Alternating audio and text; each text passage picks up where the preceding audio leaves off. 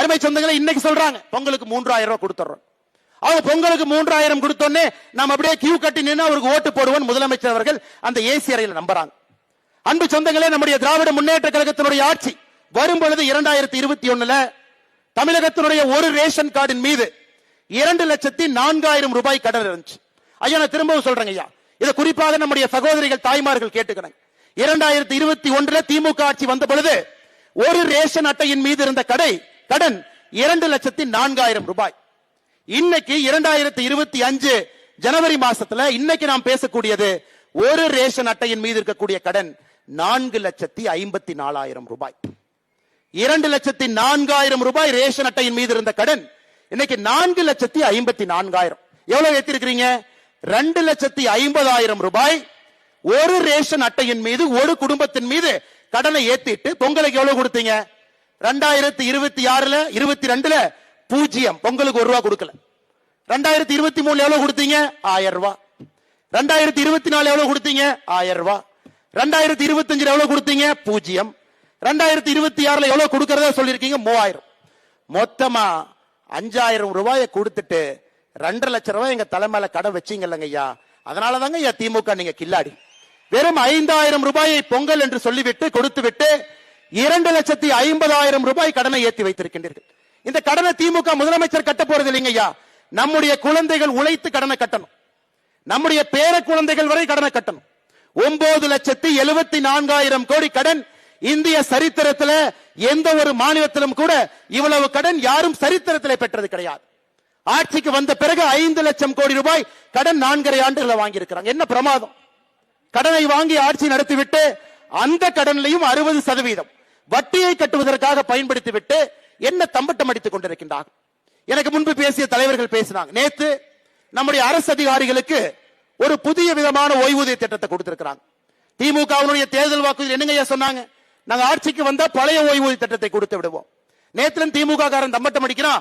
60 லட்சம் பேர் பயன்பட போறாங்க, எங்களுக்கு 60 லட்சம் ஓட்டு வரப்போகுது. அருமை அரசு பணியில் இருக்கக்கூடிய சொந்தங்களே நல்லா நீங்க புரிஞ்சுக்கணும். பழைய ஓய்வூதிய திட்டத்திற்கு முதலமைச்சர் அவர்கள் உங்களை கொண்டு போயிருந்தா உங்களுடைய அடிப்படை ஊதியத்திலிருந்து பேசிக் பேல இருந்து 1 ரூபாயையும் கூட அவர் எடுத்திருக்க கூடாது. அடிப்படை ஊதியத்தில் 10% எடுத்து உங்களுக்கு நான் பழைய ஓய்வூதியம் மாதிரி 50% அடிப்படை நான் கொடுக்கிறேன்னா அது எந்த விதத்துல நியாயங்க? அருமை அரசு ஊழியர்களை நன்றாக நீங்கள் புரிந்து கொள்ள வேண்டும். ஓட்ட பஸ்ல தான் இன்னைக்கு டிரைவர் கண்டக்டர் ஓட்டுறாங்க. எந்த நேரத்தில் பஸ்னுடைய எந்த டயர் கழண்டு போகும் யாருக்கு தெரியாது. அரசு பள்ளியிலே பணி செய்யக்கூடிய ஆசிரியர்கள் பிஞ்சு போன கூரையில பணி செய்யறாங்க. எனக்கு அரசு பணியில் இருக்கக்கூடியவர்களுக்கும் கூட நம்முடைய தேசிய ஜனநாயக கூட்டணி ஆட்சிக்கு வந்தால் மட்டும்தான் நீங்கள் வேலை செய்வதற்கு பாதுகாப்பான ஒரு இடத்தையே நம்மால் மட்டும்தான் கொடுக்க முடியும். அருமை சொந்தங்கள், அதனால என்ன நான் இதை உயர்த்திட்டேன் அதை உயர்த்திட்டேன் என்ன சொன்னாலும் கூட லெப்ட் பாக்கெட்ல இருந்து 10 ரூபாய் எடுத்து ரைட் பாக்கெட்டுக்குள்ள வைக்கிறது பேரு ஆட்சி இல்லைங்க ஐயா. இந்த பாக்கெட்ல எடுத்து கீழ் பாக்கெட்ல வைக்கிறது மீது ஆட்சி கிடையாது. அருமை சொந்தங்களை இதெல்லாம் நம்ம பேசணும். அமித்ஷாஜி அவர்கள் இங்கே வந்திருப்பதற்கான காரணம் அடுத்த 90 நாட்கள் வீடு வீடாக வீதி வீதியாக தெருமுனை பிரச்சார கூட்டத்தில் இதையெல்லாம் ஒன்றொன்றாக எடுத்து சொல்லிக்கிட்டே வரணும். யாரையும் கூட திராவிட முன்னேற்ற கழகத்தினுடைய ஆட்சி ஏமாற்றி ஆட்சி கட்டில் அமர்வதற்கு எந்த வாய்ப்பையும் கூட நாம கொடுக்க கூடாது. அருமை சொந்தங்களே, அது மட்டும் இல்ல, இன்னும் கொஞ்சம் நீங்க யோசிச்சு பாருங்க. 505 தேர்தல் வாக்குறுதி 2021 கொடுக்கப்பட்டது. 505 தேர்தல் வாக்குறுதி முதலமைச்சர் நேற்று சொல்றாரு 364 தேர்தல் வாக்குறுதி நிறைவேற்றிட்டோம், 40 தேர்தல் வாக்குறுதி பரிசீலனையில் இருக்கு, 57 தேர்தல் வாக்குறுதி மத்திய அரசு சம்பந்தப்பட்டது. அப்ப அவங்க சொல்றதை பார்த்தா 505 தேர்தல் வாக்குறுதியில முதலமைச்சர் நேற்று சொல்வது 80% வாக்குறுதியை நிறைவேற்றி விட்டோம்.